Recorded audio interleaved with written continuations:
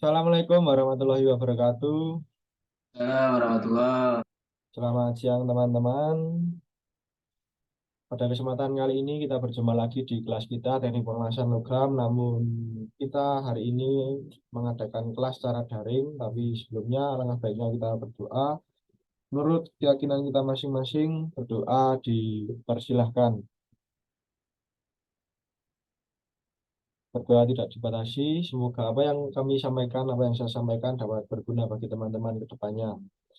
Di kesempatan kali ini kita masih meneruskan materi yang sama, materi yang berkelanjutan terkait dengan yang kemarin kita sudah sampaikan tentang peralatan-peralatan yang digunakan pada pengelasan SMAW, ada parameter-parameter pengelasan yang digunakan untuk menghasilkan hasil yang sedang baik, dan terakhir itu kita belajar tentang prinsip kerja mesin kelas SMAW. Pada kesempatan kali ini teman-teman akan saya ajarkan tentang teknik whipping dan waving. Tetapi pada kesempatan kali ini kita secara daring. Saya harap teman-teman bisa memperhatikan dan keaktifan teman-teman akan saya ambil untuk nilai sikap. Jadi saya tidak memaksakan untuk on cam, tetapi teman-teman bisa aktif dalam menjawab pertanyaan yang saya lontarkan. Untuk materi yang pertama ada materi tentang teknik penyalaan elektroda, terus yang kedua ada teknik whipping dan teknik waving. Jadi teman-teman mohon disiapkan alat tulisnya untuk menulis materi-materi yang berguna bagi teman-teman ke depannya. Karena teknik-teknik ini penting untuk pengelasan logam agar teman-teman bisa untuk mengelas secara baik dan benar. Kata-kata hari ini seperti biasa, suami tampan belum tentu mapan, suami kaya belum tentu bahagia, suami tukang las masa depan jelas. Ah, hai, itu menurut Dani. Oke, langsung saja menuju ke materi. Yang pertama ada teknik penyalaan elektroda. Ini ada dua jenis teknik penyalaan elektroda. Yang pertama ada stretching method. Stretching method atau menyalakan elektroda dengan menggoreskan elektroda ke benda kerja. Jadi secara gampang, stretching method ini seperti teman-teman itu menghidupkan korek api yang dari kayu itu digoreskan pada boxnya. Jadi stretching method ini seperti teman-teman menyalakan korek api sampai menyala, dan ketika sudah ada nyala api atau artsnya, teman-teman harus menjaga arts length. Kemarin sudah dijelaskan juga untuk arts length untuk pengelasan SMAW biasa itu setengah diameter elektroda, dan teman-teman juga memperhatikan travel angle dan walk angle yang digunakan pada pengelasan. Terus stretching method ini itu cocoknya untuk apa Pak? Itu untuk arus bolak-balik AC atau alternating current. Itu cocok untuk teknik penyalaan elektroda stretching method. Terus yang kedua ada tapping method. Tapping method ini seperti namanya, kita mengetukkan atau menatapkan elektroda ke benda kerja agar elektroda itu bisa menyala. Itu seperti yang saya katakan tadi, itu di tapping ke benda kerja sampai nyala api. Seperti pada proses sebelumnya juga, ketika sudah timbul busur listrik atau arcs, itu kita harus menjaga arcs length-nya setengah diameter elektroda dan walk angle dan travel angle untuk membuat nyala api yang konsisten. Itu untuk tapping method itu digunakan untuk arus apa Pak? Untuk arus DC atau arus arah atau direct current. Seperti itu. Jadi pada tapping method dan stretching method ini teman-teman sama konsepnya, kita menyalakan busur listrik arcs, menjaga jarak arc length-nya dan menjaga travel angle dan walk angle pada saat penyalaan api. Sedikit tips dari saya ketika menyalakan elektroda itu, teman-teman kan biasanya ketika mengelas masih ada sisa elektroda setengah. Nah, selaputnya itu lebih panjang dari kawat lasnya. Jadi teman-teman itu cara bahasa Jawanya itu nguncai dulu selaput lasnya agar kelihatan sedikit kawat las itu. Jadi teman-teman ujungnya itu dipatahkan agar kawat las terlihat sedikit, itu akan sedikit memudahkan untuk menyalakan api. Terus ketika sudah dinyalakan apinya, selangkah selanjutnya apa Pak? Jadi teman-teman seperti menyalakan komputer, teman-teman sudah bisa menyalakan komputer, tapi bingung langkah selanjutnya akan digunakan untuk apa? Misal untuk menggunakan Word, PowerPoint, untuk mengakses yang lain. Nah, di pengelasan ini, di tapping method ini, Di tapping method dan stretching method ini ada langkah selanjutnya yaitu teknik whipping dan waving. Setelah nyala atau arch-nya itu menyala dengan konsisten dan teman-teman sudah memperhatikan arch length, walk angle, dan travel angle, teman-teman harus paham terkait dengan waving dan whipping method. Teknik whipping ini biasanya digunakan untuk pengelasan groove ya teman-teman. Karena teknik whipping ini cara kerjanya adalah dengan maju dan mundur. Majunya seberapa Pak? Majunya sepanjang diameter elektroda dan mundurnya setengah diameter elektroda. Itu untuk pembuatan root pass biasanya.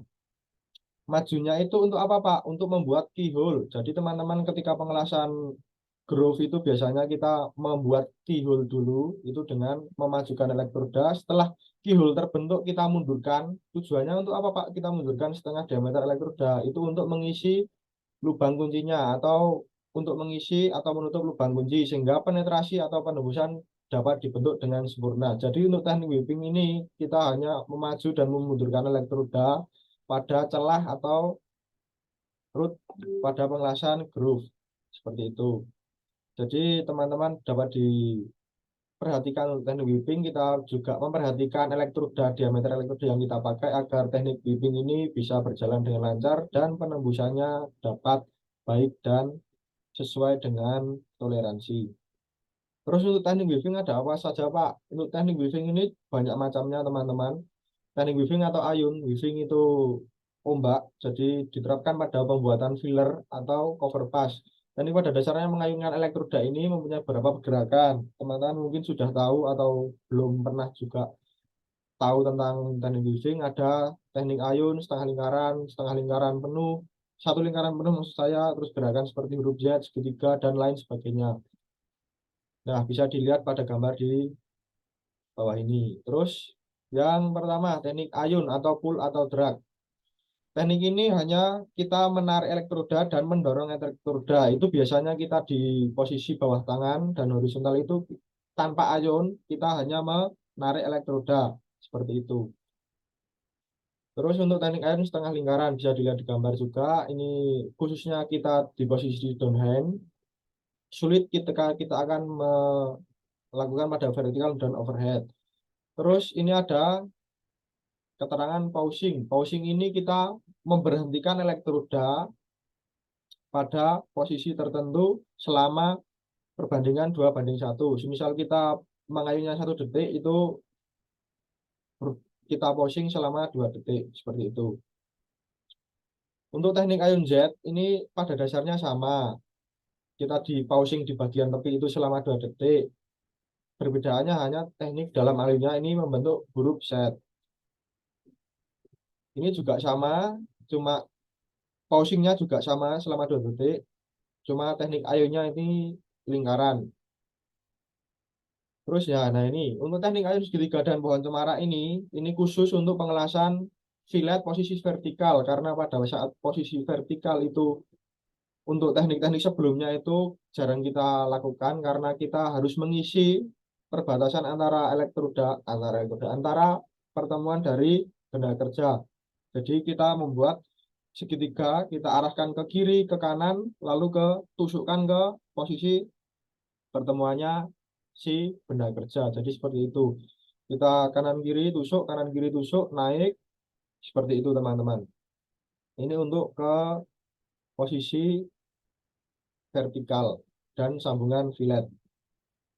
Jadi teman-teman itu terkait dengan teknik weaving dan whipping serta penyalaan elektroda. Jadi teman-teman itu bisa menggunakan teknik weaving itu sebagaimana teman-teman nyaman dan kita memperhatikan posisi pengelasannya.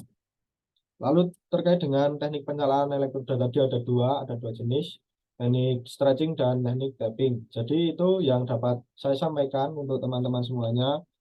Karena ini berhubung apa ya namanya kuliah daring, saya juga tidak menuntut teman-teman untuk aktif karena interaksi kita juga terbatas.